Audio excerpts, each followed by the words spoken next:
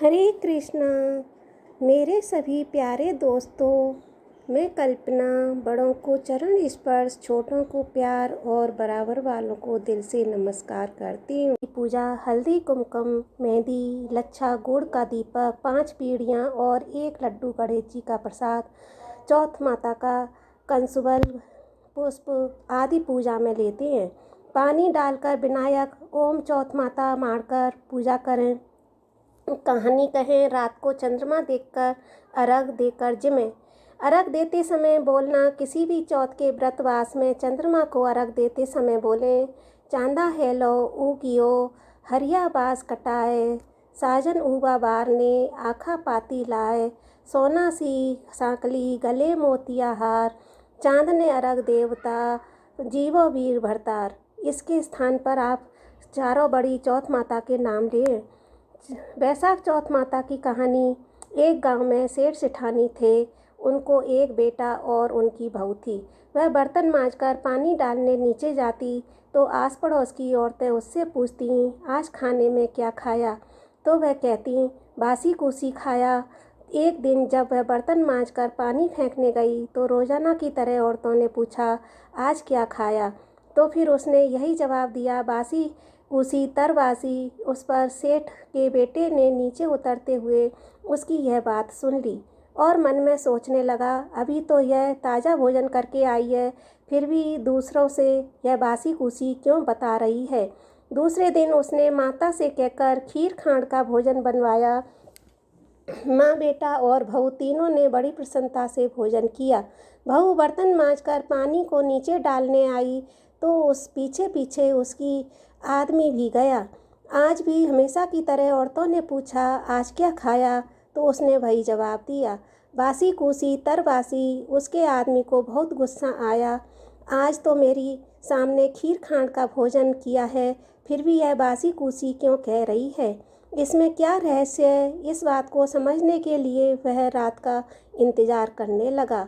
जब रात हुई और यह कमरे में आई तो उसके आदमी ने पूछा, आज तूने खीर का भोजन किया, फिर भी पड़ोसी औरतों को तूने बासी कुसी क्यों बताया? तब बहू मुस्कुरा कर बोली कि आपके दादा परदादा की कमाई है तो वह बासी कुसी हुई ना। यह सुनकर उसने परदेश जाने की सोच ली और सुबह उठकर माँ से बोला, माँ मैं कमाने के लिए परदेश जाऊँगा। माँ ने कहा, अपने पास बहुत धन है, तुझे परदेश जाने की क्या आवश्यकता है? लेकिन बेटे के जिद के सामने माँ ने स्वीकृति दे दी। वह कमाने के लिए परदेश चला गया। वहाँ उसे एक सेठ के यहाँ नौकरी मिल गई। कुछ ही समय में वह सारा काम काज करने लग गया। सेठ अपना सारा कारोबार उसे सौंपकर तीर्थ यात्रा पर चला गया। इधर सास ने यह कह के रखा था कि दिए की बुझे तो चूल्हे की मत बुझने देना और चूल्हे की बुझे तो दिए की मत बुझने देना। लेकिन एक दिन दोनों बातें बुझ गईं। वह बहू पड़ोसन में अग्नि लेने गई। उसने देखा कि वहाँ पड़ोस की औरतें किसी माता का पूजन कर रही हैं। यह देखकर उसने पूछा, आप किस माता का पूजन कर रही हैं? मुझे भी बताओ, यह किसका व्रत है और करने से क्या फल होता है? तो उनमें से एक बोली, हम चौथ माता का व्रत पूजन कर रही हैं। बिछड़े का मिलन होता है, निपुत्री को पुत्र होता है। इस पर बहू ने कहा, मेरे भी पति को परदेश गए काफ़ी समय हो गया है। मैं भी चौथ माता का व्रत करना चाहती हूँ, लेकिन मेरी सास मुझे बाहर आने नहीं देती है। तब मुझे कैसे पता चलेगा चौथ कब है? इस पर औरतों ने कहा, तुम रोजाना एक डिबिया में गेहूं का दाना रखती जाना। जिस दिन 30 दाने पूरे हो जाएं, उसी दिन व्रत करके शाम को चौथ माता की पूजा करके चंद्रमा को अर्घ देना, फिर खाना खा लेना। साहूकार की बहू कहे अनुसार व्रत करने लगी। व्रत करते करते उसे काफ़ी समय बीत गया तो चौथ माता ने सोचा कि यदि इसकी नहीं सुनी, अपने को कोई पूछेगा भी नहीं। इस तरह साहूकार के बेटे को सपने में जाकर कहा, सरकार का बेटा सो रहा है या जाग रहा है? उसने कहा, न सो रहा हूँ न जाग रहा हूँ, चिंता में पड़ा हूँ। इस पर चौथ माता ने कहा, अब चिंता छोड़ और तेरे घर पर जा और सबकी सुध ले। उसने कहा कि मैं कैसे जाऊँ, मेरा कारोबार बहुत फैला हुआ है। तब चौथ माता बोली, सुबह उठकर नहा धोकर दुकान जाकर चौथ विनायक जी का नाम लेकर घी का दीपक जलाना, तेरा सारा काम सुलझ जाएगा। सुबह उसने वैसा ही किया। देखते देखते ही सारा हिसाब किताब हो गया और उसने घर जाने की तैयारी कर ली। घर को रवाना हुए तो रास्ते एक सांप जा रहा था, तो उसने सांप को सिसकार दिया। सांप ने गुस्से में आकर कहा, मैं तो अपनी ही साल की उस पूरी ज़िंदगी से मुक्ति पाना चाह रहा था, तूने मुझे बाधा डाल दी, अब मैं तुझे ढसूंगा। इस पर साहूकार के बेटे ने कहा, मैं 12 साल से अपनी माँ पत्नी से मिलने जा रहा हूँ, उनसे मिलने के बाद ढस लेना। तब सांप बोला कि तू घर जाकर पलंग पर सो जाएगा। तब उसने कहा कि मैं अपनी औरत की चोटी नीचे लटका दूंगा, उस पर चढ़कर आ जाना। घर पहुंचा तो वह उदास था। बेटा कुछ नहीं बोला और उसकी औरत बहुत होशियार थी, उसको सब पता कर लिया।